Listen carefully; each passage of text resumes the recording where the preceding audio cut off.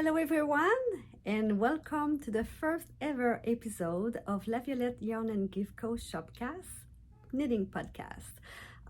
This channel will be primarily focusing on tricks I wish I knew when I started to knit. You can't know everything when you start. You have to be patient. It's a very long learning process. But one thing I can tell you is that if you can do a knit stitch and a purl stitch, yes, you can knit everything.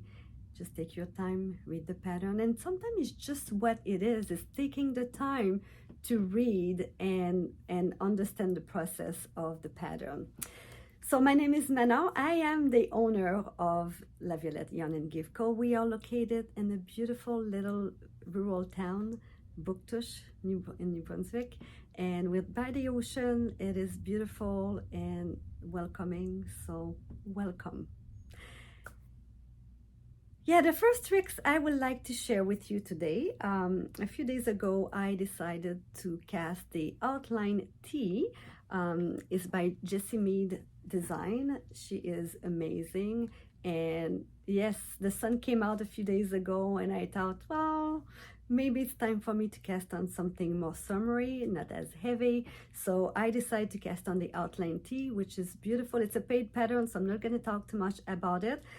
But the tricks that I want to show you, trick number one of our Shopcast, is how to efficiently cast on hundreds of stitches. And if you're like me, you get distracted. Sometimes the phone rings, you get a text message, or your husband or your significant other is talking to you while you're counting, and you're like, shh, or you're like 17, 20, whatever, like, yes, I'm counting, don't disturb me. So the trick that I'm going to share with you, the outline tee has hundreds of stitches to be cast on, and I'm casting on with light fingering. I choose the Thin Linen by Sandness garn to do the outline tee, and it's a blend of linen, cotton, and viscose. And when you cast on hundreds of stitches, like, how do you not get lost, or how do you avoid having to recount hundreds of stitches? And it takes a long time, and sometimes your stitches are one on top of the other and you're counting one, but there's two. So the trick that I've learned is to cast on 25 at a time and put in a stitch marker. So I use the stitch marker by Coconut. They come in two different sizes, and because I'm using a 3.5 millimeter, I'm using the small 4.5, and this is the size of it. Right here is the smaller one. The other one here are actually 9 millimeter. So I put them on my Maker's Keep. It's magnetized. And then I cast on 25, I grab one, put it on my needle, cast on 25, grab one, put on my needle, cast on 25. So if you get disrupted, it's easy to go back, because if I have 200 stitches, it's 8 sections of 25, and it's so much easier. It's when somebody showed that to me a few years ago, I was like, wow, why would I not think of that? So I'm sharing that with you, and if you know it, well, good, and if you didn't know, I'm glad that now you do. And trick number two, when you have to cast on hundreds of stitches, and mostly when it's a small millimeter needle, so everything is so tiny, but I do have a large number of stitches and a large circumference here. So what I do before joining in the round to avoid twisted, yep, you've done it, I've done it. So what I do is I will knit and pattern my first round without joining. So this one is easy, it's a 1x1 rib. So you knit your first row without joining, and then it's so much easier to see where your cast on is and really set it up on the table and make sure that everything is at the right place before joining in. And that is an amazing trick. The only thing with this is that you will have a little bit of a gap where you join, because you didn't join on the first round like the pattern asks, you join on the second round, so there is a little bit of a gap, but there's nothing that the tail can fix. You weave your end into the last stitch, and then you just pull it a little bit, tug it, and voila, it's disappear. Most of the cast on are on the side or at the back. Nobody will ever say, "Ooh, you started on the second row and I can see it." No, nobody will ever see that. So please enjoy this trick and go for it. And that's it. So this is my trick number 1 and 2 today. And what am I wearing? Oh, I'm wearing my beautiful tin can knit sweater. It is called the Love Note. It's my second one doing it. And this was my January cast on this year. I always try to finish all of my project. And I did all of that except one that I still have on the needle, but that's okay. It's on a timeout right now. So this one was my January cast on. I have joined, participate with my friend Sophie from Cozy Meadow Knits, and she's doing a knit along with her friend Mary, the Old Time Knits. And I hope I'm saying that properly. But Mary and Sophie decided to do a knit along, and I joined in to participate. And I love I love this pattern. When you knit on a 6mm needle, it's super quick. So you can easily do this in a couple of weeks. The only thing I've changed with this beautiful pattern, same thing with the first time I've done it, I have not done the provisional cast on. I looked at the end of the pattern when they say to pick up your stitches from your live stitches and do your ribbing. I started with what I'm supposed to end up with for my size, and then I do my ribbing, change my needles, and carry on. Another thing I've done, actually, I've done a few short row at the back to bring the back a little higher.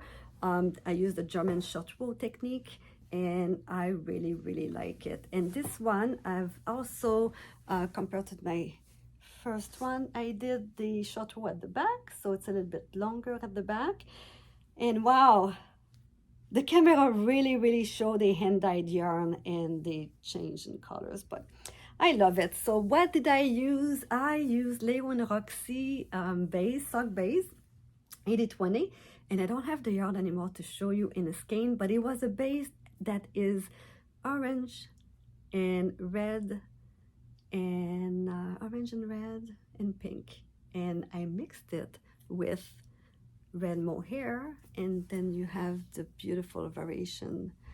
I'm mohair addict. I can knit everything with mohair. So yeah, so this is it. And here's the Leo and Roxy. I pulled out 2 colors, and I will really like to see somebody making a love note. This is called Pink Moon, 80/20 sock base. So it's superwash merino and nylon, and the Pink Moon will be really, really nice with mohair. Yes.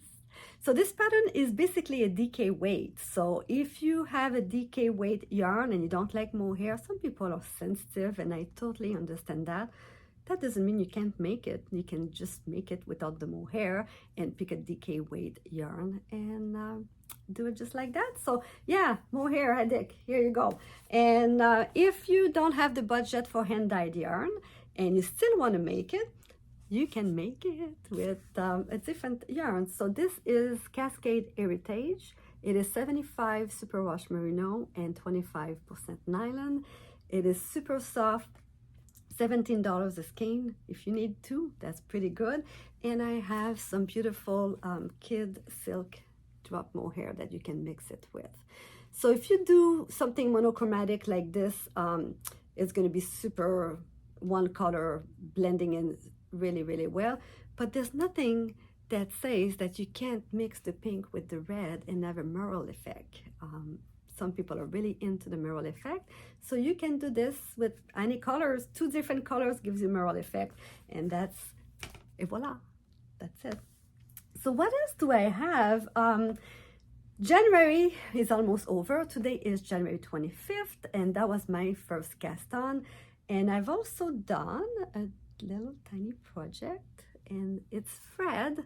Fred the frog is so cute and adorable, and I love him. Yeah, he's so cute. So this is a pattern. It's a paid pattern by Claire Garland. It's available on Ravelry and also on our website, I believe.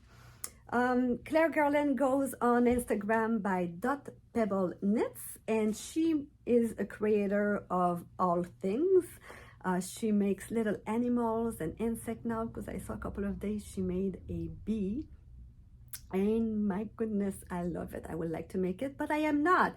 This little frog is gonna be the only one around here at the store. There was so many little ends to weave in. I love him. I mean, it's so worth making. So if you haven't made one of her pattern yet, you should definitely start making one now. It's really cute. So that was my project number 2 in January. And I've also made, oh yes, I made the Woodland Loafer by Claire Slade at Very Late Knits. She is an amazing designer. She's on Instagram as well as Facebook. And I was really inspired to make these after seeing Leanne's project page. Leanne from the Knitty Stew. She's a stewardess in Knitting Podcast. She made 10 of them. Yes, so I was looking at her project note and I noticed that she's made a couple of pair, and this yarn here, the Alafos Lopi, which is a chunky base Icelandic yarn, $13 a ball, and it makes you a whole pair of loafer. So I had this much left. So if I made a second size, and my gauge might have been a little bit big. I find the yarn a little sticky to work with, so sometimes I'm a little bit looser, but it's a beautiful pattern, well written. I'm not going to give you too much information because it is a paid pattern, but you knit the sole flat and then you pick up all the stitches around, and instead of using DPN, I use my 16-inch circular needle, and I've knitted them in the round. She suggests using the wrap and turn short rows. Never been a fan.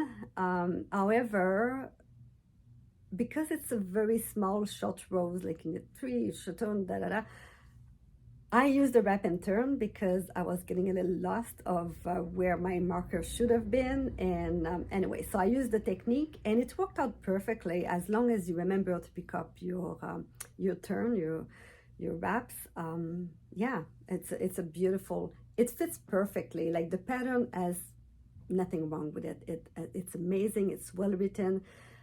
I've done a regular bind off as well. I've noticed that some people use an I-cord bind off, which I may do on my next one, but the pattern is well written and really affordable if you use 100% wool. Yeah, and then what else did I do in January? Well, look at this. I've invited Violette today to join me in. This is absolutely beautiful. I love the statement green color. It's funny, when I showed that to my husband, I said, I think I'm going to cast on something in this color. He was like, ooh, really? Yeah. Yes. So I wasn't very encouraged by him. I put the yarn away and I waited a little bit. But then I decided to cast on. Like, even with this love note, like, this is not my colors. I don't do anything bright normally. It's either blue, gray, green, something really bland. But that's a statement, and I love it. I love this color, and this is a statement, all right. So this yarn is the pattern is knitted with Sandnes Garn Sunday, and it is by PetiteKnit. That's our colors, and I guess she's sponsored by Sandnes Garn. I cannot say things that I don't know, so I won't guess too much, but yeah, so she has some of her colors that has her name on it that she used for most of our pattern, and she suggests a strand of mohair with a strand of the sunny Sunday, and that becomes a DK. So again, if you do not like mohair, pick up a DK yarn and you can still knit this beautiful pattern. So this pattern is knitted flat instead of in the round. So the only thing with knitting flat, it takes a little longer because you got a purl. You knit one row, and then when you come back on the wrong side, you have to purl the other row. And it's a beautiful saddle shoulder. I don't know if you can see that, but it's absolutely stunning shoulder construction. And I'm already doing the ribbing right now. It is a little crop, but I'm short body, so for me crop is just fine. And I'm saving a lot of yarn doing this. I think I'm going to do another 1.5 inch or 2 for the ribbing. It's a long ribbing. And then the button band, I am debating, but I think that I'm going to do a slight modification to the pattern. The pattern is written to be casting on, like picking up all the stitches around, and then you do your side ribbing for the button band. I've looked at a few project notes on Ravelry, and oh my, thank you Ravelry, it's so amazing. And I'm so thankful when people take the time, and I should really take the time to do it too, when people take the time to write down the modification they've done. And if they don't do modification, what size needle did they use, what yarn did they use to achieve this beautiful garment? Like sometimes like, wow, this is nice, no notes, oh, this is amazing, oh look, there's like that much notes. And I'm so excited to read what people are doing. And yeah, so I've read a few of the notes, and somebody did a double knit band, and it's a beautiful, beautiful construction, and it looks like it's machine made. It's so beautiful. So I still have to look at a few more tutorials before I venture myself into a double knit button band, because then I'm not following PetiteKnit's pattern. I have to make up where I'm going to put the button and how am I going to put it, the buttonholes. So yeah, I'm pretty excited. I think I'm going to do this. And for the first time, I'm also going to do the Italian bind off, which I've never done because I'm lazy and I like things that are done quickly sometimes. But this year, I'm deciding to take more time and to do things for me. Yeah, this year is all about me, selfish knitting. Yeah, my husband claimed those slippers, but I don't know. I may have to let him have it. It's only took me a couple of days to knit them up. So yeah, maybe my husband will have those slippers. But yes, selfish knitting this year. What are you going to be knitting?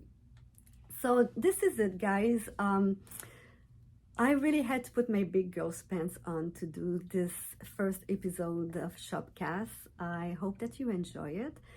What I like you to do, if you do enjoy it and if you think you'll be coming back and spend some more time with me, I will encourage you to write down in a comment tricks that you like to share, or ask me questions about anything in the store or any technique that, and if I don't know them, I'm going to look them up. So if there's several comments, several questions, what I may do is pick them out of a hat or a knitted basket that I have here. And I'm looking forward to spending more time with you guys. And the shop is on winter hours at the moment, so we are closed for in-store shopping on Monday, Tuesday, and Wednesday. And I am at the store here. It's a very small yarn shop, so I'm by myself most of the time. I do have a new girl coming in very shortly, and still have to talk to her, but she's amazing, and she is definitely a better knitter than I am. So maybe she can pop in with us at some point and share some of her tricks. So yes, thank you so much for joining in. Looking forward to seeing you again, and cheers, happy knitting and happy stitching. Hello everyone, my name is Manon, and this little rope is going to my face. Hello. Let me try.